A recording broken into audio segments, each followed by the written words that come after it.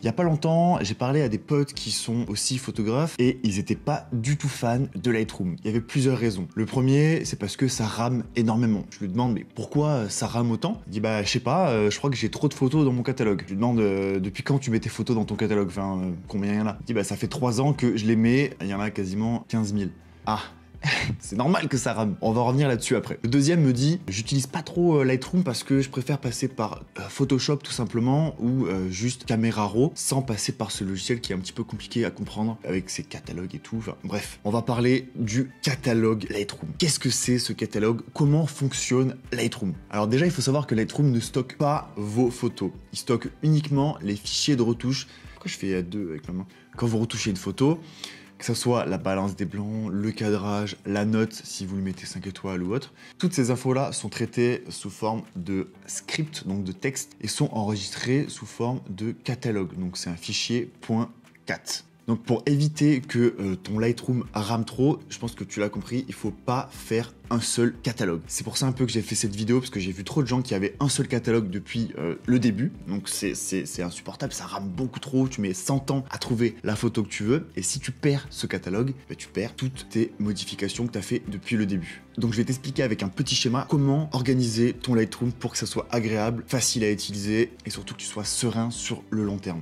Donc imaginons que tu rentres des Alpes, comme j'ai dit tout à l'heure, tu as fait plein de photos pendant une semaine, et donc tu as shooté en RAW ou en JPEG, mais en JPEG c'est dommage, ça c'est une autre vidéo. Et tu vides donc ta carte SD sur ton disque dur, classique. Déjà, première étape, tu fais un dossier, tu le nommes bien. Par exemple, tu étais en décembre, bah, tu fais 12-19 Italie. Voilà, comme ça au moins ça se met dans l'ordre chronologique de ton disque dur. Une fois que tu as fait ce dossier, que tu as mis les RAW dedans, duplique-le. Ça c'est obligé, surtout tu as intérêt à faire ça. Voilà, il faut avoir tes photos présentes dans 2 catalogues. Donc achète un deuxième disque dur, démerde-toi, mais il faut absolument que tu aies tes photos sur 2 endroits différents. Parce que si tu perds ton disque dur, t'as tout perdu. Ensuite, tu ouvres Lightroom et tu ouvres un nouveau catalogue. Donc, tu crées un nouveau catalogue. Ce catalogue-là, il va te demander où est-ce que tu veux l'enregistrer. Tu vas l'enregistrer dans ce dossier-là que tu viens de créer. Une fois que ton catalogue est créé et placé au bon endroit, tu importes toutes tes photos RAW dedans. Donc là, ça c'est assez facile. Après, t'as plus qu'à retoucher tes photos, mettre ton classement. Voilà, là c'est là que tu t'éclates. Et ensuite, tu sauvegardes. Tu enregistres donc ce catalogue. Tu le prends et tu le copies-colles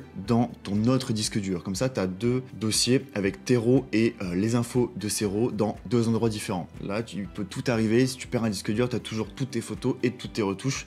Et surtout, cerise sur le gâteau, ça ne rame plus du tout. Tu cherches une photo que tu as prise dans les Alpes, tu ouvres le catalogue des Alpes en décembre dernier, boum, tu tombes sur ta photo en moins de 10 secondes. Ton ordi rame pas, toi tu râles pas et tout se passe bien. Franchement, je te conseille vraiment de faire cette technique, ça te sauve la vie et surtout c'est beaucoup plus rapide. Je pense que je m'en sers autant pour sa puissance de traitement que pour sa facilité d'organisation. Par exemple, tu vas dans les Alpes et tu prends plein de photos pendant une semaine. Quand tu rentres, tu veux retrouver facilement toutes les photos de cabane que tu as pu faire. Donc, quand tu importes tes photos, toutes les photos de cabane que tu as pu faire, tu leur mets un tag vert, un libellé vert. Donc après, quand tu reviens sur ton catalogue, que ce soit une semaine après ou 2 ans après, hop, tu cliques sur la petite étiquette verte et tu auras toutes les photos de cabane qui vont apparaître. C'est pas magnifique ça. Et ça marche, bon là c'est un exemple, tu l'as compris, mais ça marche sur absolument tout. Si toutes tes meilleures photos, tu leur mets 5 étoiles, ben, quand tu reviens dans le catalogue, tu cliques sur 5 étoiles et tu as toutes tes meilleures photos qui apparaissent. Trop pratique, je me sers de ça tout le temps. Voilà pour le petit conseil Lightroom. Si ça t'a aidé, mets-moi un petit pouce, ça m'aide énormément pour le référencement. N'oublie pas de me suivre, voilà, je pense que tu as l'habitude si tu veux pas rater les autres vidéos. Et si toi aussi t'as pas envie de liker cette vidéo parce que tes likes YouTube c'est de la musique,